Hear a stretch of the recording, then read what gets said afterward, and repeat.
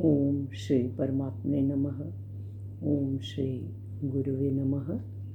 अथ चतुर्दशो अध्यायः। श्लोक नंबर 15। ये श्लोक है रजसी प्रलयं गत्वा कर्म संगीषु जायते। रजसी प्रलयं गत्वा कर्म संगीषु जायते तथा प्रलीनस्तमसि मूढ़योनिषु जायते।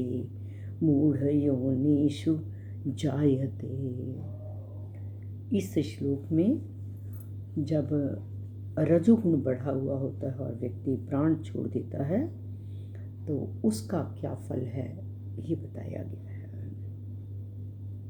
एक बार फिर श्लोक को बोलती हूँ।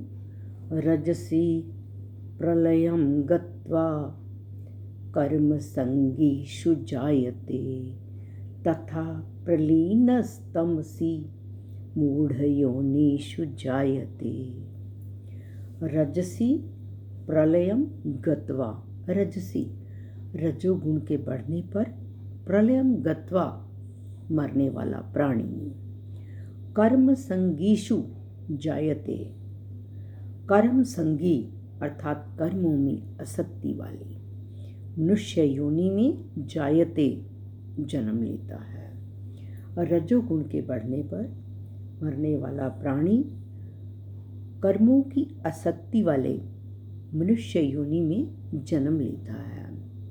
तथा प्रलीनस्तमसि, तथा प्रलीन स को हटा दें, प्रलीनः अर्थात मरने वाला, तथा तमसी तथा तमोगुण के बढ़ने पर प्रलीनः मरने वाला प्राणी मूढ़ योनिषु जायते, मूढ़ योनियों में अर्थात नीच योनियों में जायते जन्म लेता है। रजोगुण के बढ़ने पर मरने वाला प्राणी कर्मों में आसक्ति वाले मनुष्य योनि में जन्म लेता है तथा तमोगुण के बढ़ने पर मरने वाला प्राणी मूढ़ योनियों में जन्म लेता है। अंत समय में जिस किसी भी मनुष्य में किसी कारण से रजोगुण की वृत्तियां हैं, लोभ, प्रवृत्ति, अशांति, स्पृहा, ये वृत्तियां बढ़ जाती हैं और उसी वृत्ति के चिंतन में उसका शरीर छूट जाता है, तब वह मरने वाला प्राणी कर्मों में आसक्ति रखने वाले मनुष्यों में जन्म लेता है।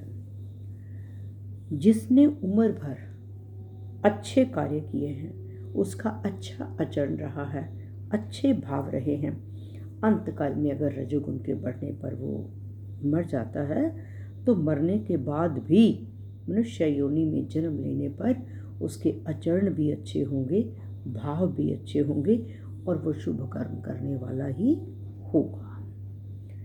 और जिसका जीवन साधारण रहा है, अगर अंत काल में उसका रजोगुण बढ़ जाता है, रजोगुण की प्रवृत्तियां बढ़ जाती हैं, तब वह मनुष्य योनि में आकर पदार्थ, व्यक्ति, क्रिया आदि में आसक्ति वाला होगा, उसकी पदार्थों में आसक्ति होगी।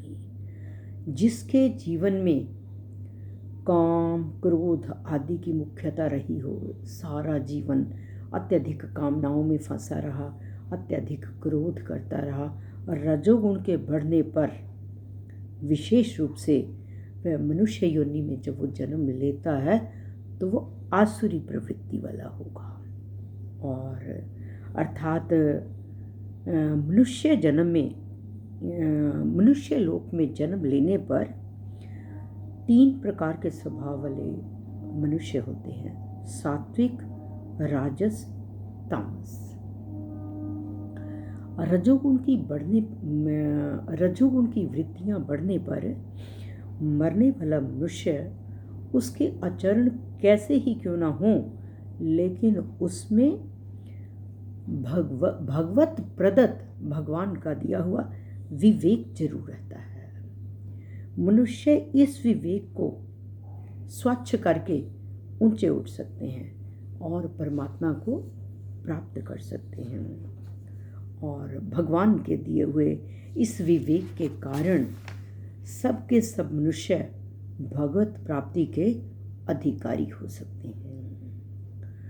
और फिर कहा है तमोगुण का अंत काल में जिस किसी भी मनुष्य में किसी कारण से तत्कालिक तमोगुण बढ़ जाता है, तमोगुण की वृत्तियां प्रमाद, आलस, अत्यधिक निद्रा, अप्रकाश ये बढ़ जाती हैं। उन वृत्तियों का चिंतन करते हुए यदि मनुष्य अपने प्राण छोड़ता है तो वह मनुष्य पशु, पक्षी, कीट, पतंग और ये वृक्ष, लता आदि मूढ़ योनियों में जन्म लेता है।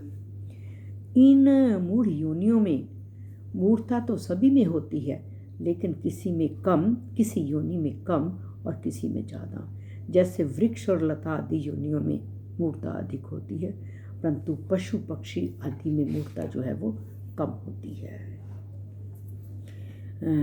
अच्छे काम करने वाला मनुष्य यदि अंत काल में तमोगुण की वृत्ति के बढ़ने पर मूढ़ योनियों में चला जाता है तो वहाँ भी उसके गुण आचरण अच्छे ही होंगे, स्वभाव अच्छे काम करने का ही होगा।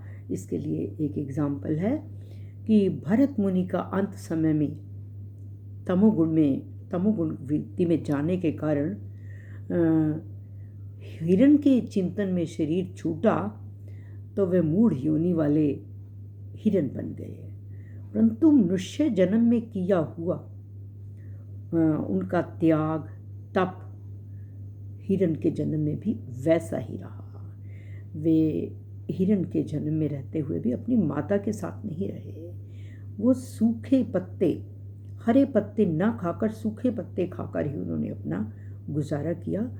और ऐसी सावधानी मनुष्यों में भी बहुत कम होती है जैसी भरत मुनि की हिरण की योनि में थी।